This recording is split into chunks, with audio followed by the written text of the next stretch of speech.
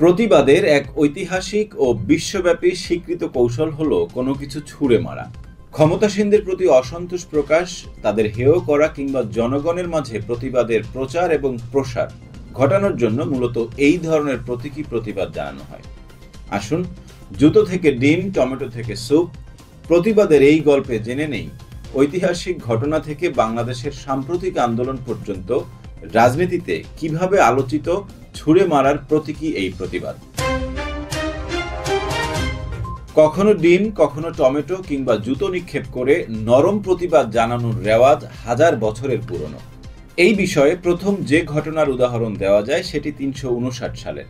সে সময় রোমান সম্রাট দ্বিতীয় কনস্ট্যান্টিয়াস যখন লিমিগ্রান্টসদের কাছে তার আনুগত্য প্রার্থনা করতে একটি ছোট টিলার উপর দাঁড়িয়ে ভাষণ দিচ্ছিলেন, তখন শ্রোতাদের মধ্যে একজন জুতো নিক্ষেপ করেন।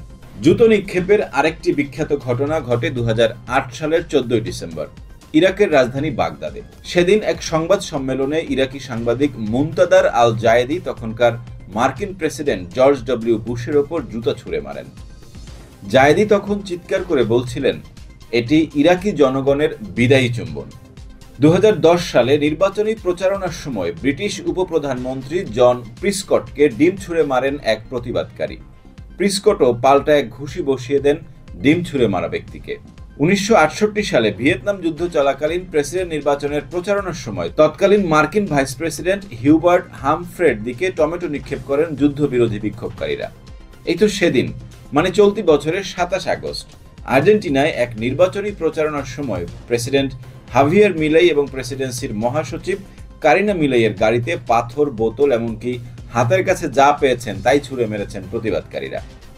২০২২ সালে পরিবেশ কর্মীরা লন্ডনের ন্যাশনাল গ্যালারিতে ক্লোড মনেটের ওয়াটার লিলিজ চিত্রকর্মে টমেটোর স্যুপ ছুঁড়ে পরিবেশগত পরিবর্তনের বিরুদ্ধে সরকারের উদাসীনতার প্রতিবাদ জানিয়েছিলেন।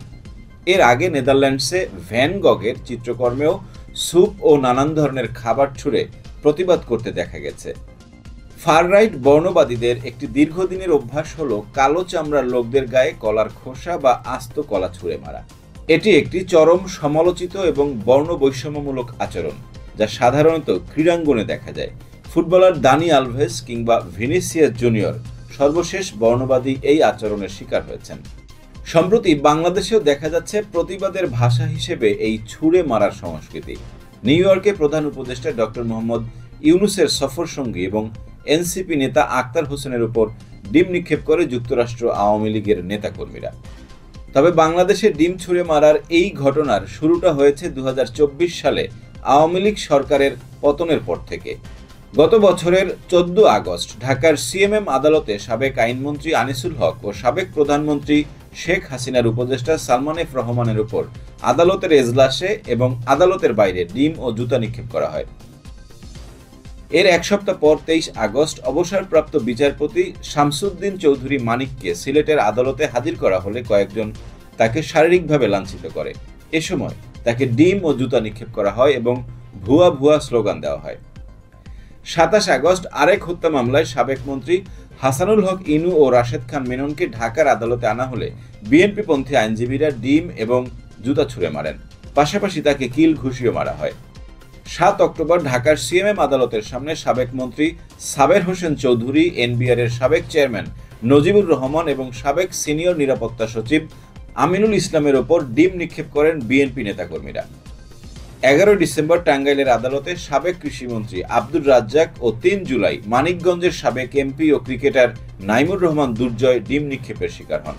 চলতি বছরের ২২ এপ্রিল কেরানীগঞ্জ কেন্দ্রীয় কারাগার থেকে সাবেক শিক্ষামন্ত্রী দীপু মনি, সাবেক আইনমন্ত্রী কামরুল ইসলাম, সাবেক খাদ্যমন্ত্রী সাধন চন্দ্র মজুমদার, সাবেক প্রতিমন্ত্রী জুনাইদ আহমেদ পলক, সাবেক সেনা কর্মকর্তা জিয়াউল আহসান ও ব্যাংক কর্মকর্তা নজরুল ইসলামকে গাজীপুর আদালতে নেওয়ার সময় বৈষম্য বিরোধী ছাত্র আন্দোলনের কিছু ব্যক্তি তাদের উপর ডিম নিক্ষেপ করেন।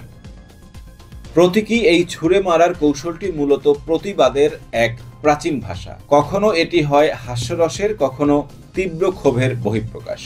রোমান সম্রাটের টিলার ওপর থেকে শুরু করে নিউ ইয়র্কে বাংলাদেশের আক্তার হোসেন পর্যন্ত ডিম, টমেটো, জুতো অথবা স্যুপ নিক্ষেপ করে মানুষ বারবার জানিয়েছে তাদের অসন্তোষ ও প্রতিরোধ। ভিডিওটি ভালো লাগলে লাইক করুন, শেয়ার করুন। সাবস্ক্রাইব করুন আমাদের চ্যানেল দ্য রিপোর্ট.লাইভ।